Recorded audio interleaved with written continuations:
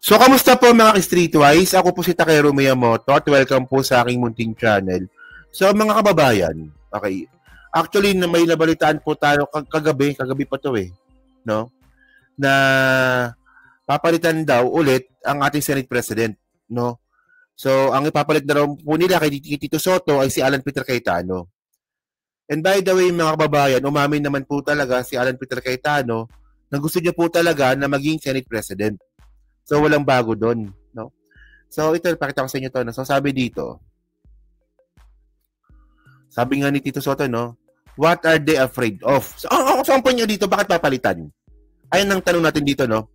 Senate President Vicente Soto dismissed rumors online of another leadership change in the chamber, stressing Senator Ping Lacson has yet to hold a hearing as Blue Ribbon Committee, a chair, but there are already some who want him replaced. Okay? So, tandaan po natin mga kababayan, no, sa Huwebes nga po kasi, mangyayari po yung unang Blue Ribbon Committee ni Ping Lacson. At dito nga po sa Blue Ribbon Committee hearing ni Ping Lacson, pasagasaan niya po lahat ng dapat sagasaan. So, ang natutunugan nga natin dito, no, si Jinggoy, si Joel, si Bongo, binabanggit niya na rin. Di ba? Tsaka si Bongo, Joel, tsaka sino pa bang isa? Si Cheese. Kasi tumanggap nga ng pera from the contractor. So ngayon, bakit yung pinipigilan yung hearing na yon? Sa pamamagitan nga po na palitan si Tito Soto. Kasi nga, kapag si Tito Soto mga kababayan na palitan, papalitan din po yung Blue Ribbon Committee Chairman, si Ping Lacson. So walang hearing na mangyayari under Ping Lacson. So nung kinakatakot ninyo? Di ba? And by the way, kagabi nga mga babae, no, kumalat na po talagang balita po na yan, napapalitan nga itong si Tito Soto. No? Marami yan, mga DDS talaga yan. Hindi ko alam kung anong narrative ng mga putang anang yan. So ngayon, mga babayan, ito yung interview kanina ni Alan Peter Cayetano. So mukhang totoo. Mukhang totoo. So ito may pag-amin siya dito Yeah, nung Thursday, dito. Sino nag-bring up niya? Ikaw ata nag-interview ng Jelly, di ba? Sino nag-bring up na mag-ingat na baka kasi 15 sila, siyam kami? Si Senator King. Sino din ang bumara sa nung Sunday na may niluluto? Sino din? Si Senator King din, di ba? Kasi may lumabas na balita. Ilan ang website, ilan ang Facebook pages sa Pilipinas? 100 milyon. May isang website na nagsabing si Cayetano na SP, maniniwala silang lahat. Hindi dapat tayo takot sa sarili nating anino. Siya nag-bring up na Mayko. Hindi ang nag-bring up ng Mayko nito, mga DDS. Yung, meron sinabi si Ping Lacson dito Ito. Saan ba yung sinabi niya dito? Sabi ni Ping Lacson, ito, usapan naming 5 sa Minorya, tagal na ata nito Hindi, matagal na pala to. September 9 pa pala to. Okay. So mga babayan, no, naalala ko sinabi ni Ping Lacson. Sabihin ko na lang. Sabi ni Ping Lacson, mga kababayan, wag magkampante si Tito Soto. Kasi medyo malakas pa rin po yung mga Duterte camp. Ayun ang sinabi ni Ping Lacson. Na totoo naman. Totoo naman. Kasi tandaan natin mga ka-streetwise, tinan nyo to Marami sila Marami yan Ito yan 1, 2, 3, 4, 5, 6, 7, 8, 9. Siyam yan. Siyam na ugok na senador po yan. Sila po yung minority. Oo. So, ang kailangan na nilang boto dito, 4. Para mapalitan nga po si Tito Soto. Oo. So, siyam yan, di ba? So, actually, meron ng 2 balimbing dun sa kabila. Yung 2 bilyar. Pag yun nauto nila, so 11 sila. Ang kailangan lang po ni Tito Soto 2 boto para po mapalitan po siya bilang Senate President ulit. 2 boto. O, tingnan natin. O, si Pia Cayetano, kapatid nga po ni Alan Peter. O, posibleng bumaliktad din po yun. Kapatid yun di ba? So, isa na lang. So, yun po sinasabi ni Ping Lacson. wag pakampanti si Tito Soto kasi malakas po talaga itong mga putang inang mga to. Kasi in the first place, wala ba kayo napapansin dito? Lahat po ng sangkot sa flood control project na sa minority. Pansin nyo ba yun? Oh, si Jinggoy, si Bongo, oh, si Cheese, si Joel, o si Marcoleta, yung abogado nila. Oh, ayun pa sinasabi po ni Ping Lacson. So kaya dahil nga po dito, kaya kumalat nga po yung chismis nung kagabi, napapalitan na raw po si Tito Soto. Oh. Si Tito Lapid, baka makalawit, Isa ring bugok yun eh. Kasi siyam na sila eh. O, kausapin niya lang yung bilyar. O, si Pia Cayetano. O, isa na lang. Isang boto lang kailangan nilang mauto nila. Palitan naman ng liderato yan. So ngayon, pag napalitan ng liderato, hindi pa nagsisimula yung hearing ni Ping Lacson para idawit niya pa yung ibang senador, napigilan na. O, paiba tayo noon. So, JB Ejercito pa pala. Pwede bumaliktad yan. O, si Tito si Lito Lapid. So, yun po sinasabi po dito ni Ping Lacson. Iba naman pakakaintindi iba naman yung pakakaintindi ni pangalan nito? Ni Cayetano. Yeah, nung Thursday, dito. Sino nag-bring up niya? Ikaw ata nag-interview ng Jelly, di ba? Sino nag-bring up na mag-ingat na baka kasi 15 sila, siyam kami? Si Senator Steve. Sino din ang bumara sa nung Sunday na may niluluto? Sino din? Si Senator King din, di ba? Kasi may lumabas na balita. Ilan ang website, ilan ang Facebook pages sa Pilipinas? 100 milyon. May isang website na nagsabing si Cayetano na SP, maniniwala silang lahat. Hindi dapat tayo takot sa sarili nating anino. Siya nag-bring up na may coup. Siya din bumaril ng may coup. Ang tawag doon, hulidap. Ang tawag doon, tarantado ka. Ba't nyo binoto to? Hindi nga, seryoso. Ba't nanalo pa to? Wala na ba tayo ibang mapili talaga, Cayetano? Minority always wants to be the majority. The majority never wants to be the minority. Pero nung sinasabi nung Thursday na may balak kami, nagmi-meeting kami about our agenda. But you categorically deny, sir, na may niluluko po kayo. The minority always wants to be the majority. So sir, naliligaw pa rin kayo ng ilang members ng majority? Hindi umamin. Well, actually, logically naman yung pag-amin niya, na yung minority, gusto palagi maging majority. O, so inamin mo nga na gusto mong tanggalin si Tito Soto. Politika yan eh. Pero, di inamin niya nga. Tama, di ba? Sabi ni Cayetano, the minority will always want to be majority. O, so ayun talaga. May plano talaga si Cayetano na maging Senate President. For many reasons.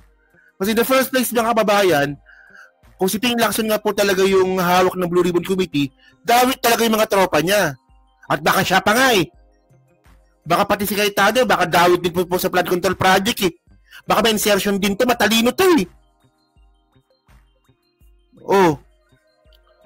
Ano pa? Malaki din po yung chance na mabuksan po ulit yung impeachment ni Sara. Ayaw din ni Cayetano yun eh. O kaya nga, tama si Cayetano.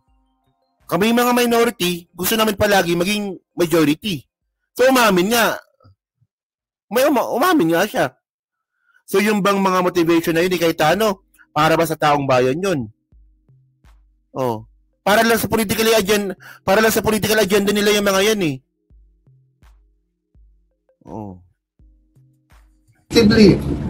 May timing yan eh. Di ba yung kakaupo nila eh. Siyempre solid pa sila. Hindi pa namin napag-usapan sa minority na kung meron man pagpapalit sino, pumayag sila na ako'y minority leader. Wala pang nag-uusap as a group kung sinong Senate President. Ngayon, kung may discontent sa 15, problema nila yon, hindi namin problema yon. So sila nag-bring up, tapos sila din babaril. Sila din magsasabing may plot. Sila na nga nagpla-plot. Election pa lang, sinasabi ng papalitan nila si Senator Escudero. So, we are minding our own business. With all due respect, Mr. Majority, mind your own business also. Hindi nyo yung pakialaman yung minority. Pakialaman nyo yung sarili yung mga problema. So walang active na nilulutong kulita. Maybe Pansin ko talaga mga kababayan dahil po dito sa flood control project mukhang nakakainitan na po talaga yung mga senador. Diba? Takipan versus ladladan.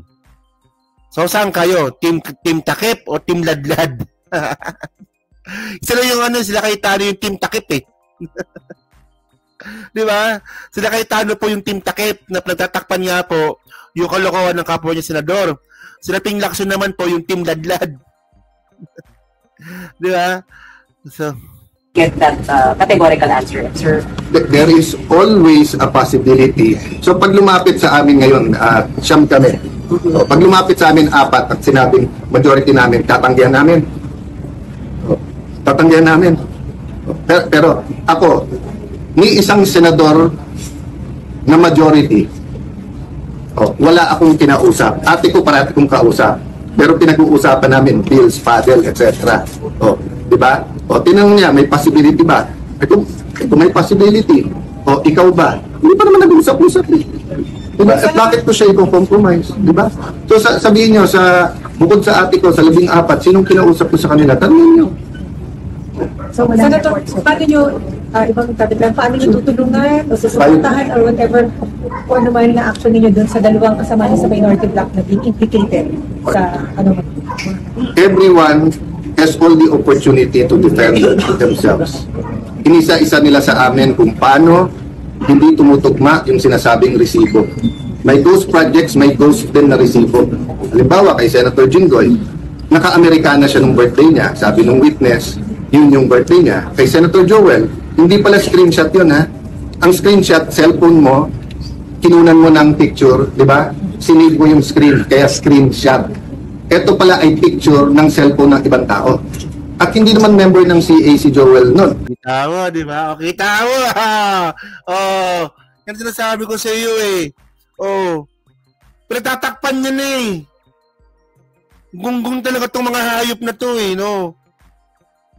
Yan ang sinasabi ko eh. Hindi ka ba nahiya na yan yung mga tropa mo? Parte ng nakawan sa gobyerno? Di ba? Ang nakakapagtaka dito, bakit pati ikaw, di ba, nakikiano ka rin, nakikitakip ka rin? Ano ba, kasabot ka ba? Baka ang point dito mga kababayan, kasi una ganito eh.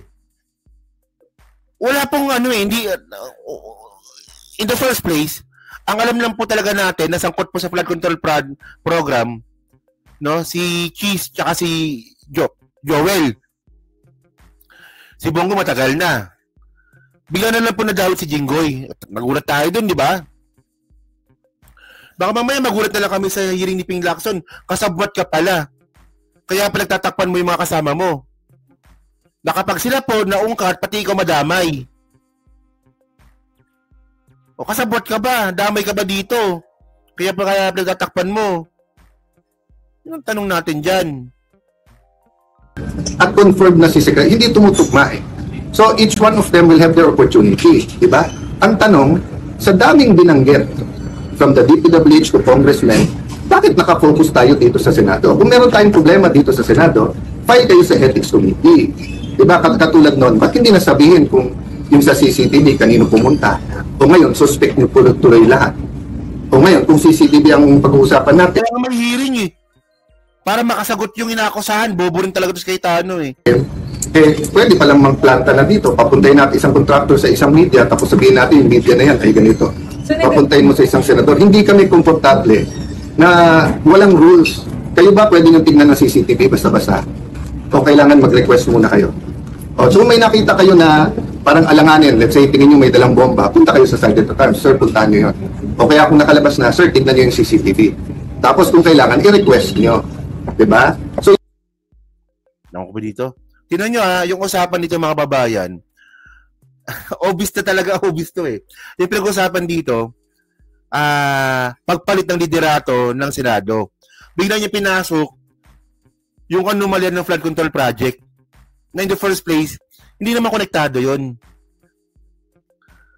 Ako napagalat na ikaw Jinggoy. Ikaw Alan Peter baka mamaya kasabot ka rin dito. O kayo ba naniniwala ba kayo na posibleng kasabot yung si Alan Peter Cayetano diyan sa flood control scandal? O tandaan nyo, naging senador po yan 2022, kaya posibleng kasama siya. Kasi hindi mo naman pagtatanggol yung mga yan, no? Nang wala kang motivation. Nang wala kang dahilan. So, dawit ka... So, yan so, pag-comment lang po sa baba, binabasa ko pong lahat yan. So, dyan po sa Team Replay, pa-like, pa-subscribe. Di makalabisan, pa-share na rin po ng video po na to. Okay. Takipan tayo mo nga, no? Yan, so thank you mga kababayan, no? So, kita na lang ulit tayo, siguro mamayang madaling araw.